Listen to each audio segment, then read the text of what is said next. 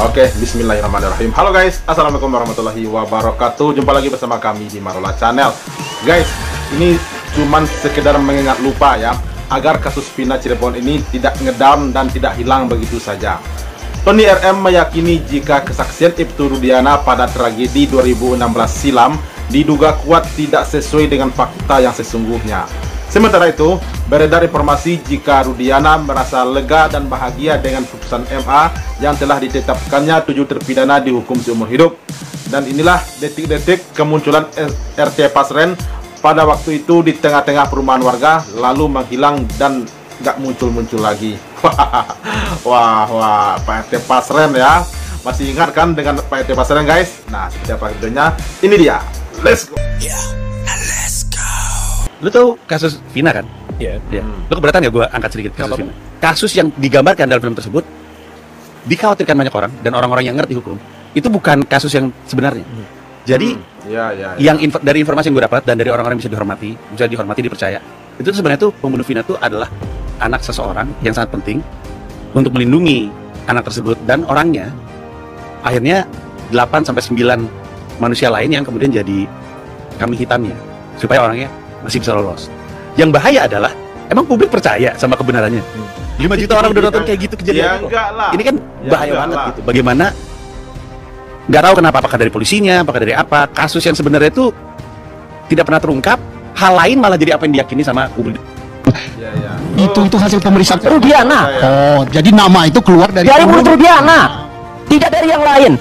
Kemudian baru ya jam 20:20 baru meriksa tersangka pertama, yaitu Eko Ramadhani, dan seterusnya. Apalagi Sudirman itu diperiksa 1 September.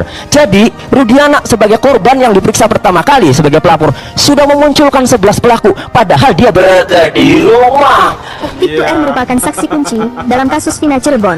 Dijelaskan dalam BAP-nya kalau Ibtu R lah yang pertama kali. Jika itu benar terjadi, Rudiana yang menetapkan 11 tersangka begitu ya, sementara kata Bang Tony RM barusan, sementara dia ada di rumah. Nah, ini bahaya nih guys. Ini waduh. Munculkan nama-nama pelaku sebelum para pelaku diperiksa BAP. Pak Tony selaku kuasa hukum Peggy Setiawan menduga kalau Ibtu R sudah menginterogasi para pelaku duluan sebelum dipertemukan kepada penyidik. Beredar informasi Bapak Ibtu Rudiana bersyukur dan bahagia atas keputusan ditolaknya PK 7 terpidana dalam kasus Vina. Menurut Reza Indragiri yang mengatakan AF tidak perlu sembunyi lagi di dalam kasus Vina ini. Bagaimana pendapat netizen? Buat Bapak Ibtu Rudiana, jangan terlalu bahagia dulu Bapak Ibtu Rudiana. Saya yakin di dalam masalah ini Bapak pasti suatu saat akan terungkap siapa dalang dibalik semua ini. Setuju bro, setuju. Bagaimana pendapat netizen? Jika netizen sudah memviralkan hal ini lagi, maka kasus ini pasti akan terungkap lagi. Coba netizen, bagaimana pendapat para netizen dan masyarakat tentang kebahagiaan? Ya bentar guys. Setuju ya apa yang disampaikan oleh abang ini ya. Sebab sepandai-pandainya tupai melompat, itu istilah pepatah ya guys ya, suatu saat akan jatuh juga guys. Dan sepandai-pandainya orang menyimpan bangkai, suatu saat akan kecium juga. Nah, itu nanti yang akan kita saksikan bersama-sama, apa yang akan terjadi nanti kepada Ibtu Rudiana ini. Itu ya kira-kira ya guys ya. Oke guys, kita lanjut. Yang dirasakan oleh Bapak Ibtu Rudiana dengan keputusan PK 7 terpidana. Setelah keberadaannya dipertanyakan publik, Ketua RT Abdul Pasren kini muncul melalui sejumlah kuasa hukumnya. Kuasa hukum Abdul Pasren, Fitra Romadoni, menyebut Pasren dalam kondisi takut dan juga trauma sehingga keberadaannya harus dirahasiakan. Saat ini banyak keterangan yang mengemuka untuk mengaburkan penyidikan dan juga menekan kliennya. Nama Abdul Pasren saudara sebagai Ketua RT diduga kuat menjadi saksi kunci pada kasus pembunuhan Vina dan juga Eki, terutama ketika dimintai kesaksian apakah para terpidana menginap di rumah kontrakan Abdul Pasren saat malam pembunuhan terjadi. Pak, udah tutup. Beberapa kali media mohon maaf, bukannya beliau tidak mau melindungi media, karena beliau saat ini masih sifatnya trauma, karena banyak yang tadi orang tidak dikenal. Jangan-jangan bukan media seperti itu loh. jangan-jangan ada oknum-oknum preman. Kita kan nggak tahu nih, mengatasnamakan media, mengatasnamakan rekan-rekan sekalian, padahal dia adalah oknum yang sengaja ingin meneror beliau.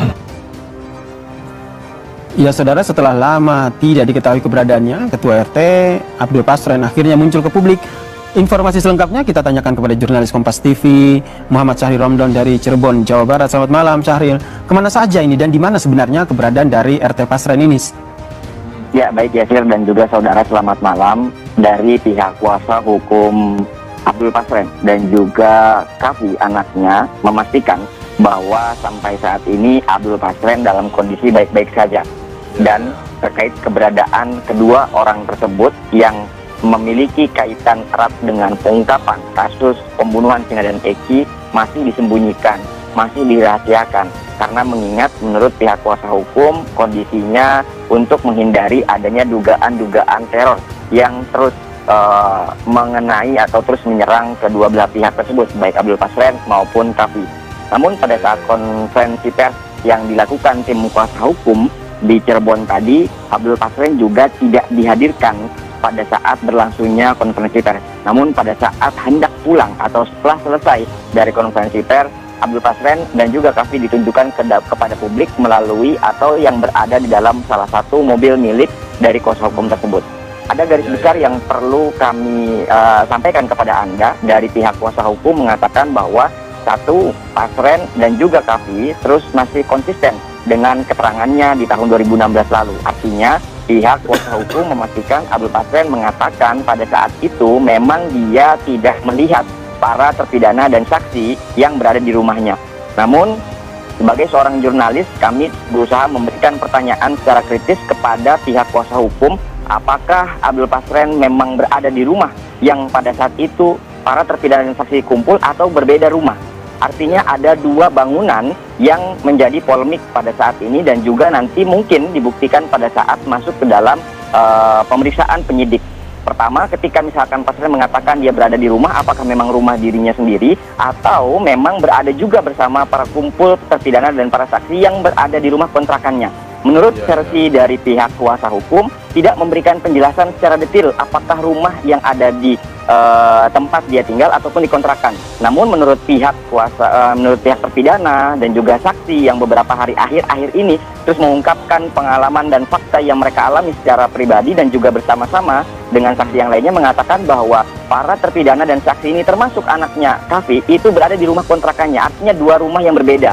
Tentu penjelasan terkait hal ini kami membutuhkan keterangan lebih detail baik dari pihak kuasa hukum ataupun dari Pasrennya sendiri. Kemudian ada hal yang juga diungkapkan bahwa pada saatnya nanti pihak kuasa hukum akan memberikan kesempatan kapan Pasren akan memberikan pernyataan secara langsung, tentunya pada saat setelah selesai proses penyidikan dan juga pemeriksaan secara resmi dari pihak kepolisian. Namun sementara ini pihak kuasa hukum terus akan memberikan jawaban-jawaban dari beberapa pertanyaan-pertanyaan media massa apabila memang dibutuhkan pertanyaan lanjutan.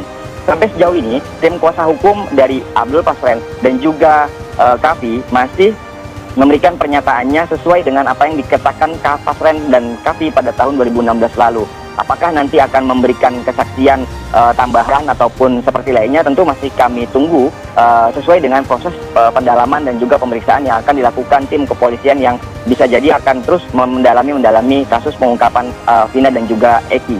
Iya. Oke, mantap guys. Jadi ini video yang ini ya guys ya. Ini cuma sekedar mengingat lupa guys, biar kasus Vina ini nggak ngedown, biar kasus Vina ini nggak hilang begitu saja ya. Jadi sengaja kami putar kembali video-video lama agar kasus ini terangkat kembali guys. Jadi mohon maaf ya guys ya, karena kami belum bisa menampilkan video-video terbaru, berita-berita terbaru tentang 7 terpidana dan yang pasti tentang kasus Vina Cirebon ini. Jadi untuk sekedar menolak lupa ya, jadi kami tampilkanlah video-video lama yang ya sekedar pemanasan lah begitu ya. Jadi jangan lupa tetap angkat kembali guys kasus Vina Cirebon ini biar nggak ngedown, biar nggak hilang itu saja. Pokoknya kita belum puas dan belum rela sebelum 7 terpidana ini dibebaskan secara real, secara nyata gitu. Oke guys, itu dia reaksi kita hari ini. Terima kasih banyak bagi yang telah menonton dan sampai jumpa lagi di video berikutnya. Terima kasih. Thanks for watching.